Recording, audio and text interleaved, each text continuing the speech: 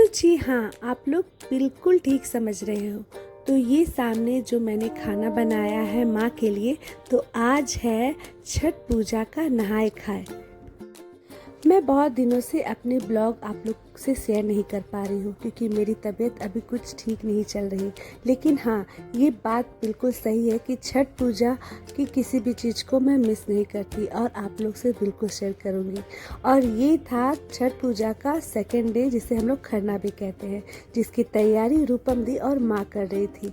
इस बार हमारे घर रूपम दी भी आई हुई थी और हम लोग, मेरी तबीयत ठीक ना होने के कारण गाँव नहीं जा पाए। इसका बहुत ही ज़्यादा मुझे लग रहा है, लेकिन क्या ही कर सकते हैं। तो इस बार यहाँ पे देखो, छठ पूजा में खरना के दिन जो पूजा होती है वो पूजा माँ कर ली थी और उसके बाद हम लोग बारी बारी जाके छठी मैया को और माँ को प्रणाम कर रहे थे और उनका आशीर्वाद ले रहे थे।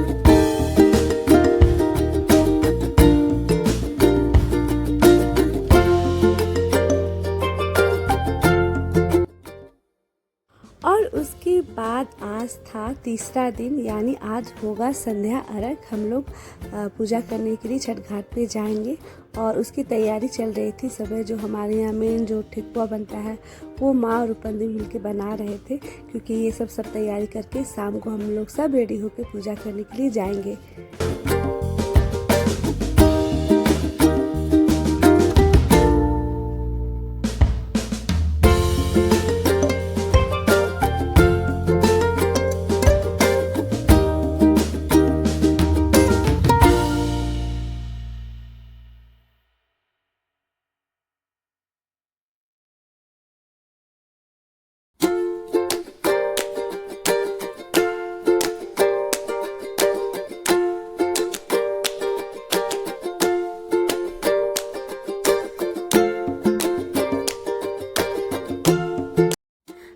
शाम का वक्त हो गया था और देखो, हम लोग सब रेडी भी हो गए थे, साथ में पूजा का दौरा भी रेडी हो गया था, जिसे आरुष अपने माथे पर लेकर के बाहर की ओर जा रहे थे।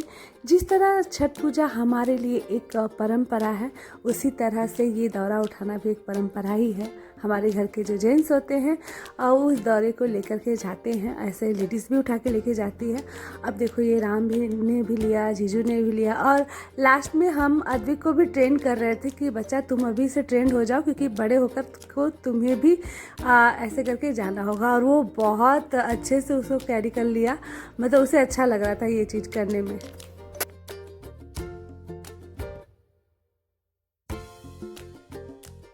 ऐसे तो पैदल जाना ही अच्छा लगता है इस पूजा में, लेकिन यहाँ जो हम गंगा घाट जा रहे थे, जिस घाट पे पूजा करने जा रहे थे, वो थोड़ी दूरी पर था, तो बच्चों को और माँ को ज़्यादा प्रॉब्लम ना हो, इस वजह से हम लोगों ने गाड़ी बुक की थी और उसके साथ ताम झाम के साथ हम निकल पड़े संध्या अर्घ को। और ये देखो, फाइनली हम छठ घाट पे पहुँच गए थे।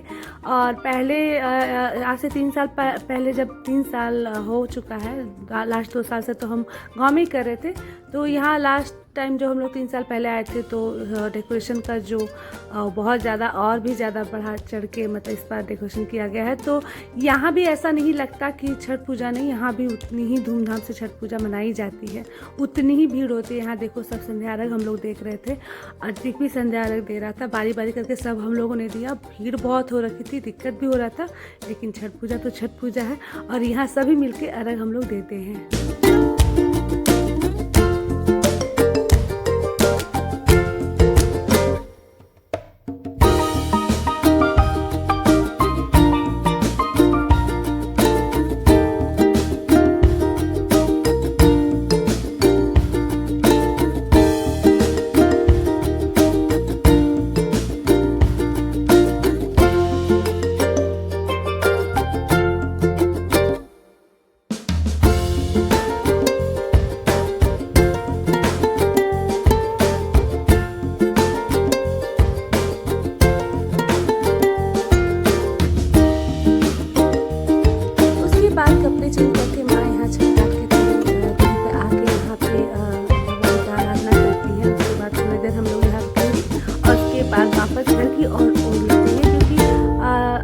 सुबह हम लोग को फिर से रेडी होना पड़ता है, जैसे कि आप जानते ही हो।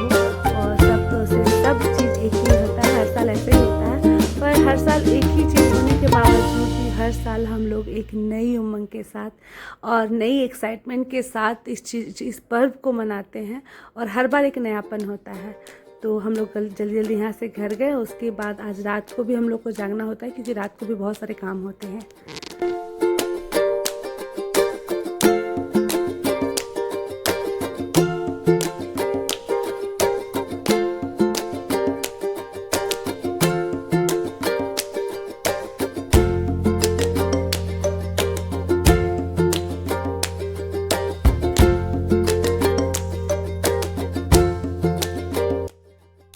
देखो, हमारा सुबह वाला भी दौरा रेडी हो चुका था। हम लोग सब मिलके फिर से रेडी हो गए थे। मेरी तबीयत कुछ ठीक नहीं थी, फिर भी मैं रेडी हुई, क्योंकि छठ पूजा को नहीं छोड़ सकती।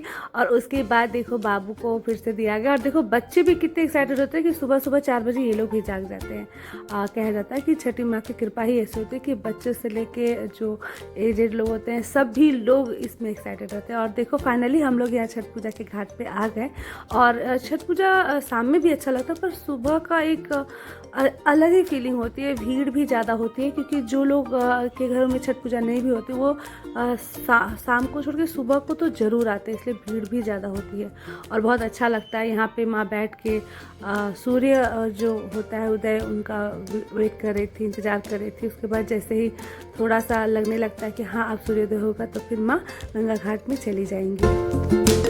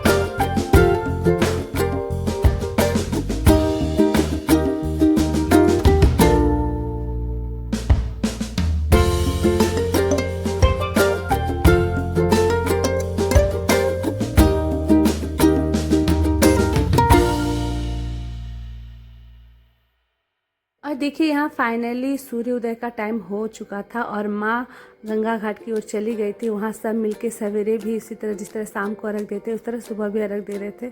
काफ़ी भीड़ हो रखी थी सुबह। मैंने कहा ना कि यहाँ पे ज़्यादा भीड़ हो जाती है, लेकिन जो अर्घ देते हैं हम लोग वो देना भी बहुत ज़रूरी थी, इसलिए सब बच्चे सभी लोग इसमें भीड़ हो चाहे कुछ भी हो सभी कोई देते हैं और बहुत सुंदर से ये व्रत करते हैं। यहाँ भी गांव के कंपेयर यहाँ भी कुछ का कमी नहीं होता है, फिर भी गांव की फीलिंग एक अलग होती है नो डाउट, पर यहाँ भी बहुत अच्छा लगता है मेरे को।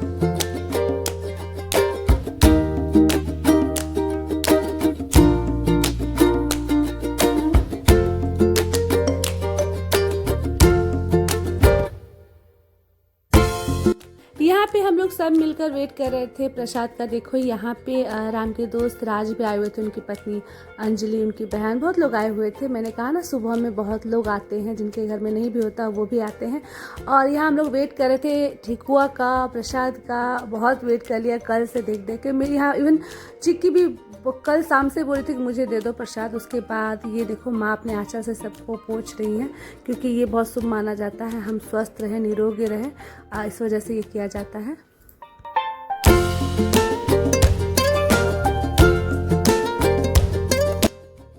और ये देखिए मेरा सबसे पसंदीदा चीज़ ये नाक पर से सिंदूर करना छठ घाट में। तो ये मैं क्या करूँ, चिक्की मेरे गोद में आ गई थी और वो बिल्कुल उठना नहीं चाह रही थी, तो मैं बैठी ही रह गई। मुझे बैठे में ही माँ को सिंदूर देना पड़ा, पर ये चीज़ मुझे बहुत पसंद है।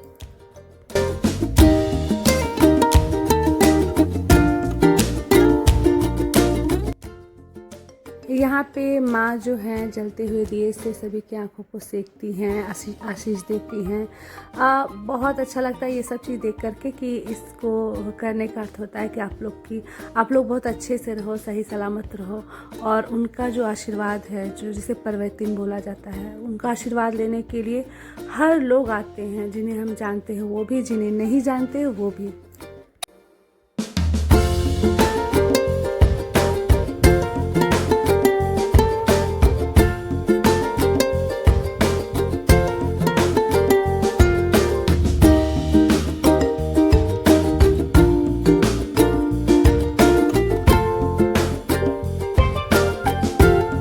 फाइनली 3 दिन के बाद आखिरकार वो वक्त आ गया जब हमें प्रसाद मिला। जी हाँ, छठ पूजा का ठेकुआ मिला, जिसको खाने के लिए हम लोग 3 दिन से वेट करते हैं।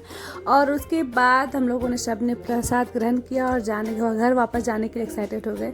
यहाँ पे थोड़ा सा हमें अजीब सा भी फील होता है। अजीब सा इसलिए क्योंकि 3 दिन 4 दिन का ये व्रत होता है, उसके बाद से एकदम से साइलेंट, सभी कुछ शांत हो जाता है, तो ख़राब भी लगता है। लेकिन हाँ, अगले साल के लिए फिर से हम लोग एक्साइटेड रहते हैं कि अच्छा चलो फिर से अगले साल आएंगे। और छठी मैया सभी को, आप लोग को अच्छा से रखें और आपकी सभी मनोकामनाओं को पूरा करें। जय छठी मैया।